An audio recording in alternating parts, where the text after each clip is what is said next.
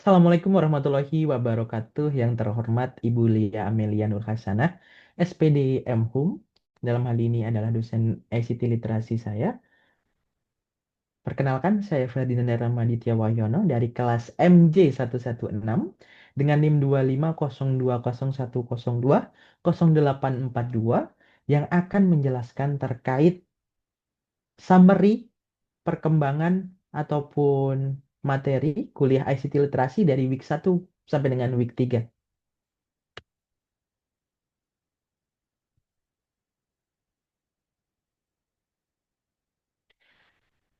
ICT literasi ini akan membahas terkait konsep-konsep, dasar-dasar informasi dan keterampilan dalam memanfaatkan teknologi informasi dan atau komunikasi TIK di era abad 21.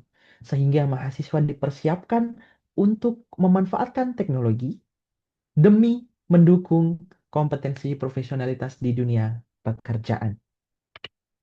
Selanjutnya terkait perkembangan revolusi industri yang akan kami bahas dalam hal ini di pertemuan pertama, yaitu industri 1.0, 2.0, 3.0, dan nanti bahkan 4.0 di masa yang sekarang. Industri 1.0 dimulai sekitar abad 18, yaitu tahun 1750-an, ditandai dengan penggunaan mesin uap dan air untuk membantu proses kerja. Sangat terlihat di sini, para pekerja sangat terbantu dengan adanya mesin untuk memudahkan pekerjaan mereka. Di industri 2.0 dimulai di abad 20, yaitu tepatnya di 1913, dengan munculnya assembly line, atau biasa disebut dengan produktivitas yang memiliki spesialisasi pekerjaan. Nah, contohnya pekerjaan yang saya geluti misalnya di bidang pelayanan publik, komunikasi publik kami, saya contohnya itu menjadi lebih baik dengan mungkin dengan teman-teman yang ada di bagian data. Begitu. Dan industri 3.0 ditandai dengan hadirnya komputer, robot, dan otomatisasi. Mesin mulai menggantikan tenaga manusia dalam pekerjaan tertentu. Sangat banyak terlihat, contohnya kita menanam tanaman di pertanian bisa sudah menggunakan mesin. Dan lain sebagainya. Kita menggunakan traktor, tidak menggunakan kerbau ataupun sapi lagi. Itu contoh dari industri 3.0. Beralih ke industri 4.0 bermulai dari perusahaan di Jepang yang melakukan penerapan revolusi industri, kendaraan peralatan industrial otonom sebagai peningkatkan efisiensi. Contohnya, mobil otomatisasi, GPS yang akan membantu kita dalam hal tracking dalam misalnya saya mau ke Bandung, ada namanya GPS, saya tidak tahu tempat dan atau jalan ke Bandung. Dengan GPS saya sangat bisa memudahkan saya memilih jalan yang tepat dan tepat. Penggunaan robot dalam berbagai keperluan seperti restoran sushi di Jepang yang sudah mulai menggunakan robot, 3D printer memproduksi barang secara langsung, termasuk pula penerapan otomatisasi big data, cloud computation, IoT, bahkan data management. Selanjutnya di pertemuan 3, yaitu mempengaruhi cara belajar manusia dalam penerapan TIK di masyarakat. Contohnya di bidang masyarakat informasi itu sendiri. Istilah ini muncul ditandai dengan penemuan komputer. Masyarakat yang dapat memanfaatkan TIK disebut dengan masyarakat informasi. Indikator kemajuan TIK di sini adalah akses TIK seperti telepon, internet, komputer, dan penerapan penggunaan internet, bandwidth, dan traffic broadband. Sangat tidak mungkin sekarang kita bekerja dengan tidak menggunakan internet, dengan tidak menggunakan komputer. Itu sangat tidak mungkin. Jadi, adanya revolusi industri ini, adanya TIK ini sangat berguna untuk kemajuan masyarakat, khususnya di bidang profesionalitas dalam pekerjaan.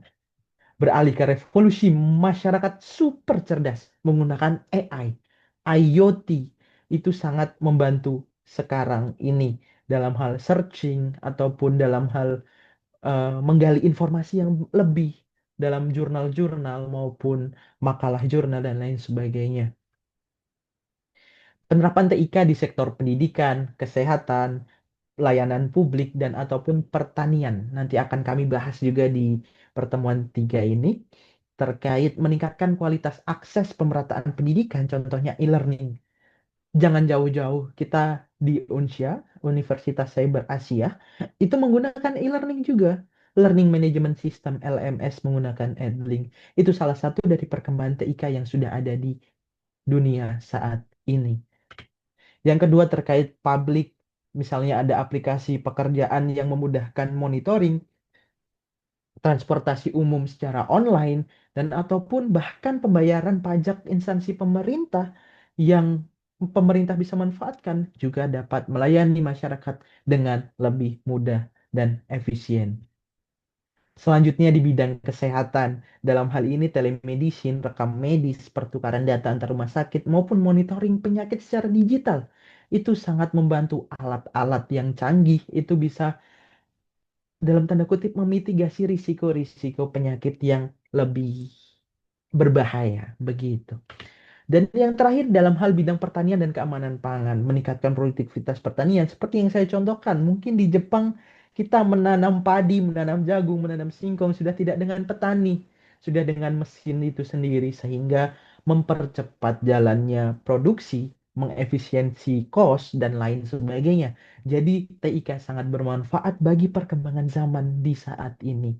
Contohnya akses informasi pada cuaca, misalnya kita mau menanam padi tapi musim hujan kan rawan akan mati. Jadi kita harus memitigasi dulu, oh nanti di tanggal sekian berarti tidak hujan. Hal ini bisa menjadi perkembangan yang sangat pesat dalam hal TIK. Begitu saja materi yang dapat kami sampaikan, atau khususnya saya sampaikan dalam hal week 1 sampai dengan week 3 dalam mata kuliah TIK ataupun ICT Literasi Universitas Cyber Asia. Terima kasih sudah mendengarkan dan sudah menyimak apa yang sudah saya sampaikan. Kurang lebihnya saya mohon maaf. Saya izin undur diri. Wassalamualaikum warahmatullahi wabarakatuh. Terima kasih.